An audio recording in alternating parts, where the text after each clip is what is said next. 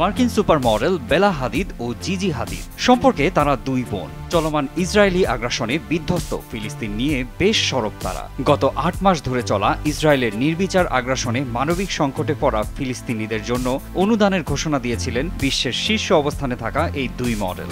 Walton fridge কিনে অনেকের মতো আপনিও হয়ে যেতে পারেন মিলেনিয়াল। সেরা পণ্যের সেরা অফার।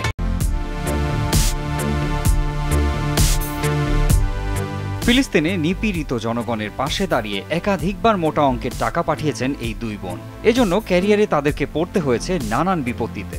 এছাড়াও তাদেরকে দেখে নেওয়ার হুমকিও দিয়ে গেছে ইসরায়েল, কিন্তু কোনো হুমকি ধামকির তোয়াক্কা করেননি বেলা জিজি। ফিলিস্তিনের অবরুদ্ধ মানুষের জন্য $10 লাখ অনুদান ইতিমধ্যেই পাঠিয়ে দিয়েছেন এই সহোদর মডেল।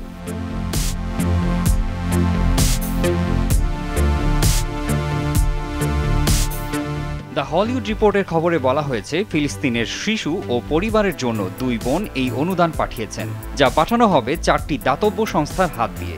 ইতিমধ্যে এই অর্থ বিভিন্ন সংস্থায় সমানভাবে বরাদ্দ করে দিয়েছেন তারা।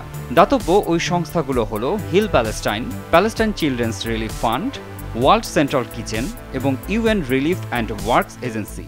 সাম্প্রতিকভাবে এই সংস্থাগুলো বাস্তুচ্যুত পরিবারের সহায়তায় খাদ্য, চিকিৎসা কার্যক্রমের মতো মানবিক কর্মকাণ্ডে কাজ করে।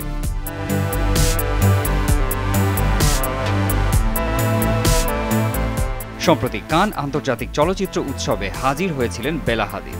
ফিলিস্তিনের স্বাধীনতা আন্দোলনের প্রতীক লাল কেফিয়া পোশাক পরে ফ্রান্সের কান সৈকত থেকে দ্যুতি ছড়ান তিনি। তার ছবি সামাজিক যোগাযোগ মাধ্যমে শেয়ার করে বেলা হাদিদ লিখেছিলেন, ফিলিস্তিনকে মুক্ত করা হোক। এটি সর্বদা আমার মনে, রক্তে এবং হৃদয়ে মিশে রয়েছে। আমরা যেখানেই যাই না কেন সারা বিশ্ব ফিলিস্তিনকে দেখতে পাবে। পরনের এমন কেফিয়া পোশাক ফিলিস্তিনকে উপস্থাপন করেছে। গাজায় এই মুহূর্তে গণহত্যার মতো যা ঘটছে সে সম্পর্কে বোঝার চেষ্টা করুন।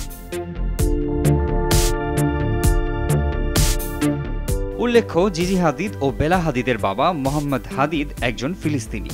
তাদের মা মার্কিন নাগরিক ইয়োলান্ডা হাদিদ। মোহাম্মদ হাদিদ একজন বড় ব্যবসায়ী। এদিকে মডেলিংয়ের দুনিয়ায় মা ইয়োলান্ডা একজন প্রভাবশালী ব্যক্তিত্ব। মারজান ইভান, RTV।